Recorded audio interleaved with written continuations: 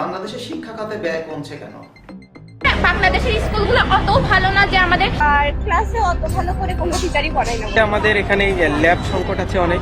শিক্ষা জাতির মেরুদণ্ড। যে কোনো দেশের উন্নয়নে প্রয়োজন উন্নত শিক্ষায় শিক্ষিত দক্ষ জনগোষ্ঠী। Education is one of the most important weapons in a country. তাই তো ইউনেস্কোর পরামর্শ জিডিপির কমপক্ষে 6% যেন শিক্ষা খাতে ব্যয় করা হয়। কিউবার মতো দেশ তাদের জিডিপির 9%-এরও বেশি ব্যয় করে শিক্ষা খাতে। সেখানে বাংলাদেশের শিক্ষা খাতে ব্যয় করা হয় জিডিপির 2%-এরও কম, এবং দিনে দিনে তা আরও কমানো হচ্ছে। অথচ শিক্ষাটাকে আমি সবচেয়ে কম গুরুত্ব দিচ্ছি। কিভাবে বুঝলাম? 3 বছর আগে যত আমরা ব্যয় করছি জিডিপির 2.08%, তারপরের বছর দিলাম 1.8 সামথিং, এইবার দিলাম 1.76। আমাদের মতো দেশে আসলে উচিত হলো 7% দেওয়া, সেই জায়গায় 1.76। Are you kidding me?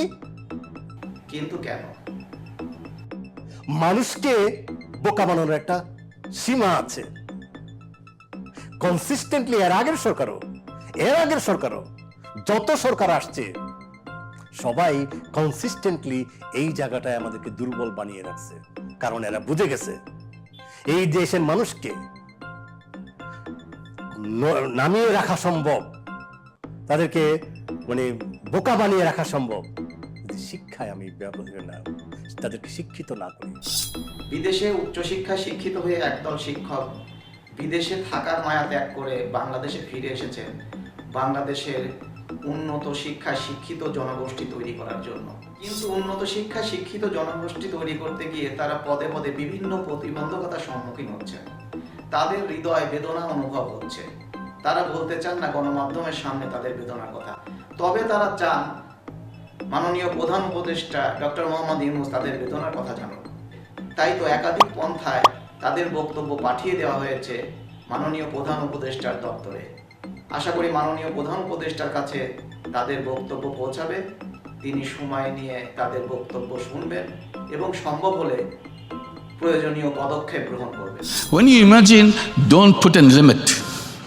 Be as wild as you can be in creating the image of the world that you want to create, without any hesitation, without any limitation.